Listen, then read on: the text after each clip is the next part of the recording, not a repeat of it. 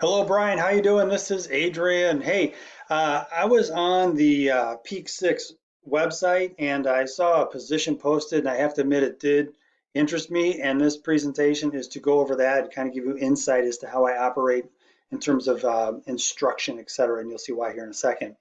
So the role is listed as Vice President of Learning and Growth.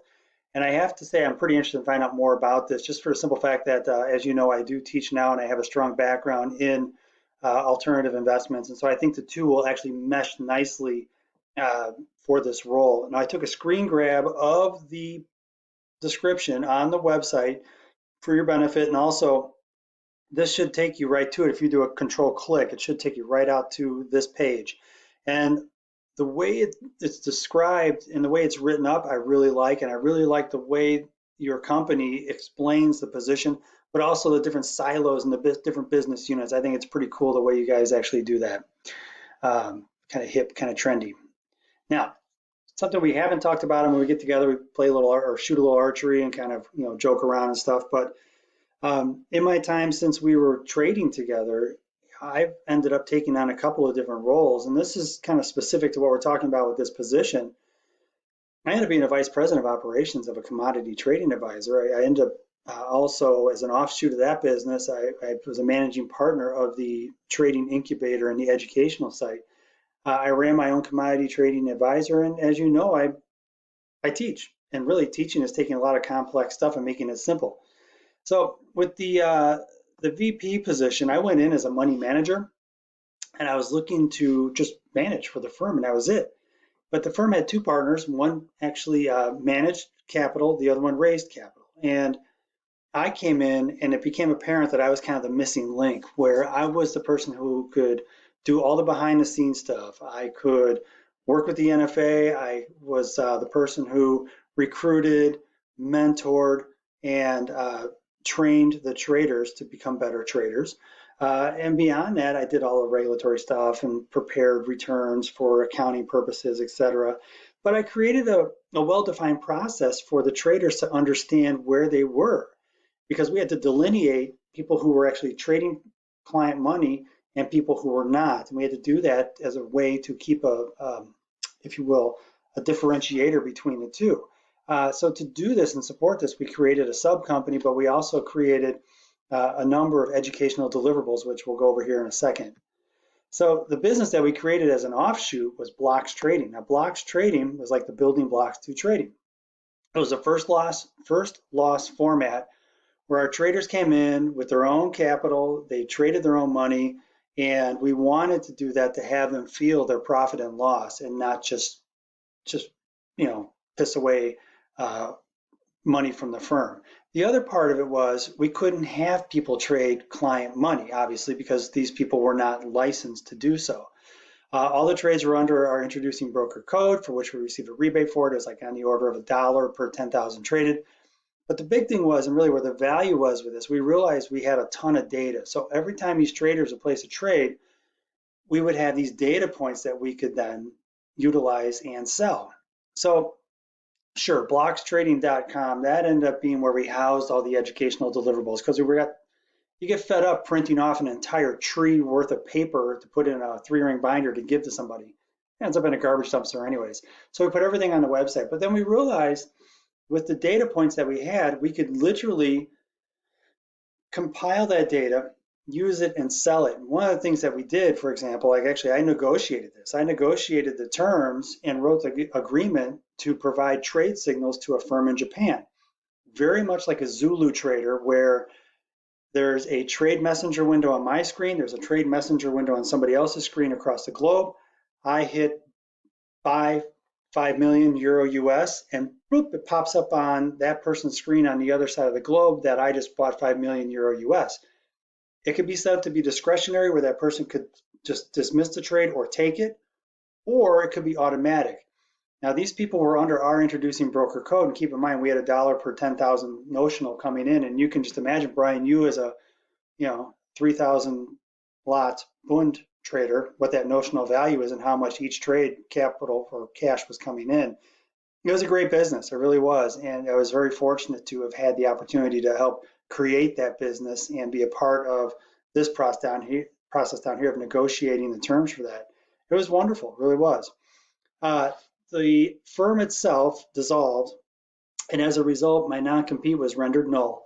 And it allowed me to create my own firm. And I created 10 Yard Capital. And I still to this day love that name. Oh my God. 10 yard, we go for first downs. We want systematic growth. We're not going for touchdowns on every play. But also, it's a double entendre because a yard is $1 billion in currency trading parlance. So if you go, I'm long a yard of cable, it means you've bought 1 yard, $1 billion of US and sterling or pound, the pound if you want. Many different nicknames for that. But long story short, when you say you're long cable and you have a yard's worth, that means you have $1 billion on. And I ended up managing money in that capacity for about 5 years, maybe even 6 years if I remember correctly. What happened was I had all my relationships were in place. I had everybody at the clearing firm. I was friendly with the people at the NFA, which if you can use that term, friendly with the NFA. Plus I had clients, and I had one of my clients where I slid my business plan across the table to him, and I asked, "Hey, could you please help me revise this so I can, have a good business plan?" A couple days later, he slid it across the table, redline this, fix this, change that, ink all over it as he's, helping me revise it. And he goes, "I want to be your first investor." So I had my first investor before I had my company. It was pretty cool. And we agreed he would do a tranche of investment. And then as we were progressing through and I was providing returns, he would do another tranche, another tranche, another tranche. And then after 3 years, he would be either at the minimal AUM that I wanted. I want people to have a minimum $100,000 in their account. And at that point, he would start referring other people, which he did, true to form. And it was great. It was a wonderful, wonderful relationship. And while I was there managing client money, I was also part of a conference where I was invited to come in and speak regarding risk management as part of a guest panel. National Introducing Brokers Association, NIBA, and DePaul have many different conferences where they'll have people come in and do presentations for the Arditi Center for Risk Management. And I happened to be on this panel talking about risk management. I also had the pleasure of writing an article regarding risk management for the NIBA newsletter, and I was a featured commodity trading advisor in their monthly periodical. It was pretty cool. And as you know, I'm a college instructor, and in this role, I teach primarily kinesiology courses. I also teach an FIS course where it's a first-year seminar for like students how to survive in college. And it's in the STEM silo of the college, so I have a lot of like programmers and coders and STEMmy kind of kids that are in there. And it's to help them kind of survive and help them figure out where things are in college and how to get to their next step, which is usually a bigger college. I also do tutoring, and I've taught Business 335 as well. A lot of my content has been face-to-face, F2F, but I have a ton of experience in the virtual learning environment, and I've completed a number of certification courses internal to Harper to help me become a better presenter and to help me create better content. Now, this is a pretty subdued version of a presentation. I'm trying to keep it simple here, but really what you're after is trying to have more robust teaching deliverables.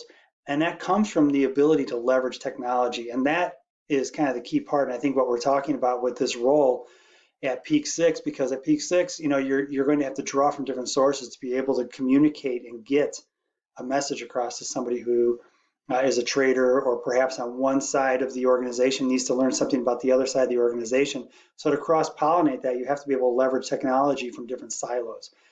A great example of this is in my world, like when I'm teaching, hold on, I have a YouTube channel where I don't even know how many videos now. I think it's several hundred at this point. But so for example, I have a number of videos that are specific to exercises. So you have BOSU, battle ropes, cervical spine, back. You can literally Google my name, YouTube channel, Adrian Fleischer, Coach Fleischer YouTube channel, kinesiology, and all this good stuff will come up. And if you get bored, you can also check into like my kinesiology presentations. Here's 111. If you want to open one of those up, you're more than welcome. But where this becomes important and being able to like combine technology and really leverage it to like your advantage, or in this case, my advantage and my students' advantage. I have this library of exercises, and I take that and I use this. This is Team Builder, and Team Builder is an app that I use, and I code in and program in all my exercise workouts and my programs over a 12-week mesocycle. Fancy term for saying 12-week workout program. But in here, what I have is I can code in the weight if I want to. I want them to fill their weight in so they're actively involved in the process.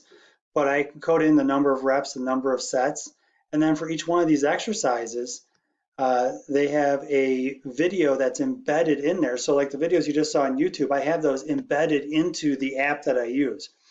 And I do that specifically now. If you think of this in terms of leveraging technology, we have two different pieces of technology coming together, and that puzzle piece together, man, the sum of those parts is something. It really is. It really is a powerful tool for the students. Now, think about this, juxtaposition this with what is advertised at Peak6. That could easily be an overlay, and we're talking through an overlay on a chart pattern. We're looking for dojis. We're looking for certain chart patterns on candlestick formations. We're talking about Bollinger Bands. Maybe we're talking about a particular type of moving average crossover style of trade. So it could easily be implemented into this type of environment. Even what you're listening to right now is technology on top of technology on top of technology. So you have three different things being leveraged right at this time. And that's something that's easily done. And it's a very powerful tool that is used to really forward that teaching component. So in here, just a little portfolio of what we've talked about. We've talked about blocks trading and its syllabi.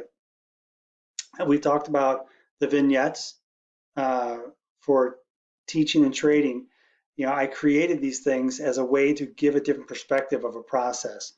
You know, somebody throws a one lot out there, hit stops, a market goes through highs and snaps right back down. The vignette I gave for that in the story, it's a one pager, but I wrote was there's a room full of mouse traps. They're all there. They're set, and somebody throws a ping pong ball into the room, sets all the mouse traps off, then the room falls quiet.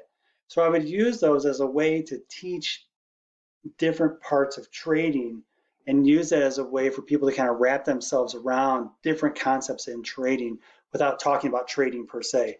YouTube channel, we already looked at that, and the team builder of combining those technologies and talked about how you can combine technologies to have a more powerful teaching tool. If you wish, you can go out to the National Futures Association website, the NFA, and you can check my ID. That's a real simple one. That just kicks out to NFA. You go to basic. When you go to basic, you type in my ID number, which is 0404794, and it'll bring up my ID for my Series 3. And so you can kind of see I have a nice clean record, no actions, no actions, no actions, which is wonderful. I've been around long enough where you find that people have difficulty staying clean and not having issues with the NFA. But thankfully, I have not had that issue, even though I had the pleasure of going through an audit. You stick around long enough in that industry, and it's like, congratulations, you've been around 5 years. We're going to come in and audit your books. Great, thanks. Wear a glove, would you? Um, Other experiences. Now, we've done Eurex together, DTB. I think actually we were together in that transition to Eurex. Commodities, futures, domestic stocks. With domestic stocks, Island, Inca, Arca, the short order execution system. I'm familiar with that. I have coaching background, management experience, and also a couple startups in two different industries, which I think would be of value as well. I have to say thank you for taking the time to listen. This was not only a way to kind of ask further about that position, but also to kind of have a platform to show what it is I can do just in real brief and real basic terms. Um, Now, if you think there's something there and there's a fit here, I would say, feel free to forward this link out to whoever you deem is appropriate. And I'll be happy. If I need to create another presentation, it's nothing. I'll be happy to do it. Um, Beyond that, if you have some type of spiff for doing so, definitely forward my information, because I want you to be able to get recognized for if I get hired. I got about 9-10 seconds left, so I got to go. But I think this would be a great one to talk about going forward. So I think we should have a conversation, bud. Have a good one. Catch you later.